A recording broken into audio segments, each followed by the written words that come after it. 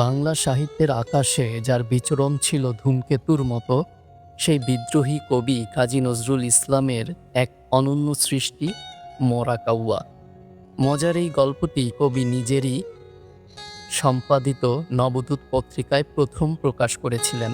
সামাজিক অসঙ্গতিকে হাস্যরসের মোড়কে তুলে ধরার যে মুনশিয়ানা নজরুল দেখিয়েছেন, এই গল্পটি তার এক সার্থক উদাহরণ। নজরুল মানেই কেবল বিদ্রোহ নয়, নজরুলের গল্পে লুকিয়ে থাকা সূক্ষ্ম কৌতুক আর জীবনবোধ আজও আমাদের সমানভাবে মুগ্ধ করে।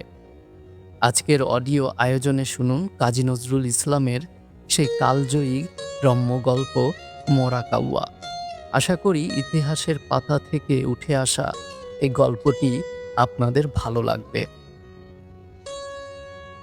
বাংলার প্রধানমন্ত্রী অনারেবল হক সাহেব যে সুন্দর গল্প বলতে পারেন তা আগে জানতাম না, তবে তার কথায় কথায় চমৎকার ব্যঙ্গ, রসিকতা ও হাস্যরসের পরিচয় পেয়েছি। সকল শ্রোতাই হাসিতে ঘর পূর্ণ করে তা উপভোগ করেছেন। হক সাহেব সর্বদাই হাসিমুখ, ভীষণ ক্রোধের পরক্ষণেই মুখে বালকের মতো সরল হাসির ফুল ফোটে। দিন দশেক আগে তার দুটি গল্প শুনেছি, নবযুগের পাঠক পাঠিকাদের সে গল্প দুটি উপহার দিচ্ছি। এরপরেও মাঝে মাঝে হাসির গল্প উপহার দেব। তিনি বহু সভায় এবং বাড়িতে লোকজনের সামনে বহু হাসির গল্প সৃষ্টি করে বলেছেন। তার শুধু হাসির গল্প বলা নয়, সবার অবস্থা বুঝে সুন্দর অন্য ধরনের গল্প বলারও বড় অসাধারণ ক্ষমতা আছে। হক সাহেব সবার বক্তৃতা যারা শুনেছেন তারা এর সাক্ষ্য দেবেন। প্রথম গল্পটি বলছি, শুনুন। গল্পটির নাম মরা কাউয়া। স্যার স্ট্যাফোর্ড ক্রিপস বাংলার প্রধানমন্ত্রী ও প্রতিনিধি রূপে ভারত সম্বন্ধে আলোচনা করার জন্য হক সাহেবকে আমন্ত্রণ করেন। হক সাহেব দিল্লি গিয়ে স্যার স্ট্যাফোর্ডের সাথে আলোচনা করার পর যখন বেরিয়ে আসেন, তখন দলে দলে খবরের কাগজের প্রতিনিধি ও লোক তাকে জিজ্ঞাসা করতে লাগলেন, স্ট্যাফোর্ড সাহেবের সাথে আপনার কি কথা হলো? হক সাহেব হেসে একটি হাসির গল্প বললেন। গল্পটির মর্ম এইরূপ। এক ছিলেন পণ্ডিত। তিনি অনেক দিন সংসার করে বৃদ্ধ বয়সে দিনরাত বইপত্র নিয়ে নাক টিপে চোখ বুজে যোগ অভ্যেস করতে লাগলেন। ব্রাহ্মণী দেখলেন এই অবস্থায় আর কিছুদিন চললে সংসার চলবে না, উপোস করে মরতেও হবে। ব্রাহ্মণী ধ্যানস্থ পণ্ডিতের সামনে শূন্য চালের হাঁড়ি ভেঙে বলতে লাগলেন, এই চোখ বুঝে টিকি উঁচিয়ে বসে থাকলে ছেলেমেয়েরা খাবে কি?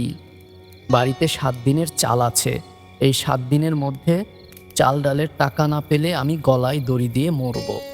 এইসব ভণ্ডামি করে কি টাকা পাওয়া যায়? ব্রাহ্মণ তেরিয়া হয়ে বললেন, কি এসব ভণ্ডামি? তুমি আমার যোগের শক্তি দেখবে।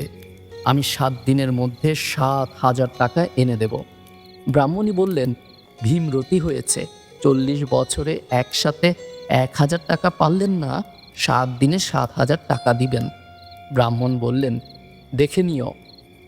পণ্ডিতের গোটা অভিষেক লুকানো টাকা ছিল, তাই আর গারু গামছা নিয়ে পণ্ডিত বেরিয়ে পড়লেন। শহরে গিয়ে 2-1 ধূর্ত লোক জোগাড় করে বিজ্ঞাপন দিলেন, এক মহাযোগী ব্রাহ্মণ এসেছেন হিমালয় থেকে, তার কাছে একটা মরা মানুষের মাথার খুলি আছে। সেই মাথার খুলিকে যে যা জিজ্ঞাসা করে সে তার সঠিক উত্তর দেয়। শহরে হইচই পড়ে গেল। বিজ্ঞাপনের লেখা ছিল, বেশি কথা কম কথা অনুসারে 1 টাকা থেকে 5 টাকা পর্যন্ত ব্রাহ্মণকে দিতে হবে। সন্ধ্যা হতে না হতেই দলে দলে লোক এসে হাজির হলো। ব্রাহ্মণ একসঙ্গে সব লোককে আসতে দিলেন না, একটা পর্দা টাঙিয়ে একটি একটি করে লোক আসতে দিলেন।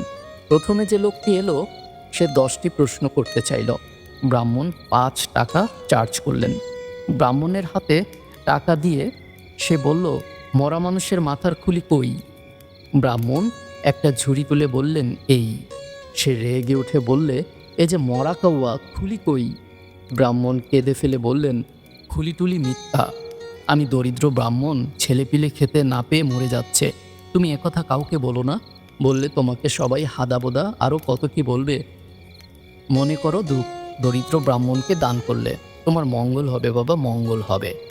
সে লোকটি আর একবার মরা কাকের দিকে করুণ দৃষ্টি দিয়ে বাইরে বেরিয়ে গেল। বাইরে বেরিয়েই হেসে ফেলল। লোকটি ছিল কায়স্থ। যত লোক তাকে ঘিরে জিজ্ঞাসা করতে লাগলো, খলিফ কি সত্যিই কথা কয়? সে উত্তর না দিয়ে হাসতে হাসতে চলে গেল। তখন লোকে ভাবল, ও নিশ্চয়ই কেল্লা ফতে করেছে।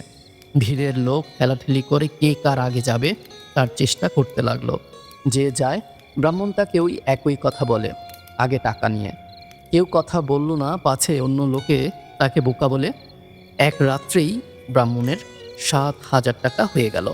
ব্রাহ্মণ তল্পি তল্পা গুটিয়ে বাড়ির দিকে দৌড়ালো। ব্রাহ্মণীকে ডেকে সগর্বে বলল, এই নে 7,000 টাকা, আর আমায় কিছু বলিস নে, আমি লঙ্কা বিজয় করে এসেছি।